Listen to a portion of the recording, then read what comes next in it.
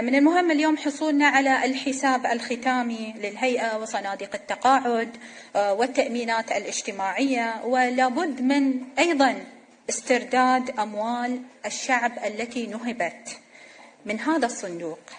أولها مجلس النواب ومجلس الشورى، مثلك يعرف أن هناك نواب هنا في هذا المجلس وهناك أيضا في الغرفة الثانية يستلمون تقاعد دون وجه حق.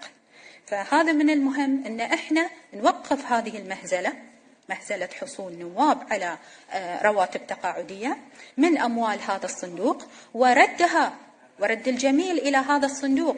احنا اليوم عندنا فوائض، أيضا فوائض في غرفتي الشورى والنواب في هذه السلطة التشريعية تفوق المليار، لابد أن توضع في هذا الصندوق لعودة الزيادة السنوية. طبعا لا ننسى بأن هذا الصندوق قد أقرض العديد من الجهات، العديد من البنوك المحلية قام بإقراضها ولم يستعد أمواله، وهذه في الأخير أموال شعب. التأمينات الاجتماعية تظن دائما بأنها فوق القانون، من يقف خلف التأمينات الاجتماعية؟ لماذا هي تحاسب نواب؟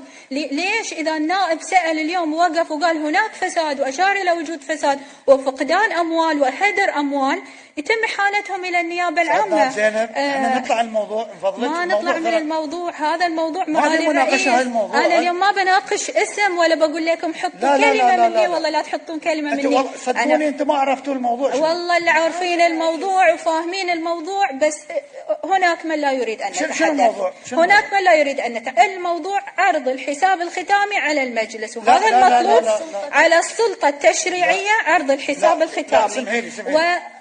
هذا هو الموضوع. معالي الرئيس ايش قاطعني؟ ما نبي ندخل في موضوع ثاني. انت ما تبغي نتكلم عن امور ثانيه، هذا امر شيء ثاني. لا احذفها من المضبطه معالي الرئيس، بس لا تخلينا نتكلم. لحظه لا سمحتي، ما لحظه خلينا نتكلم. معالي الرئيس كفايه علينا ان احنا اذا تحكينا ضد التامينات يحيلونا الى النيابه. احنا الحين هذا مجلس شعب، احنا بنتكلم عن هذا الموضوع. انت خلينا نتكلم.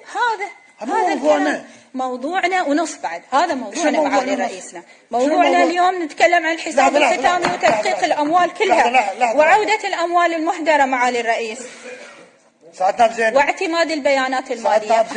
هذا موضوعنا. لا هاي مو موضوعنا. هذا موضوعنا معالي الرئيس واضح. إذا هذا مو موضوعنا خلي يوقف اليوم رئيس اللجنة وأكدنا هذا ترى مو الموضوع. الموضوع هو المسمى. احنا دارسينه حتى في اللجنة المالية.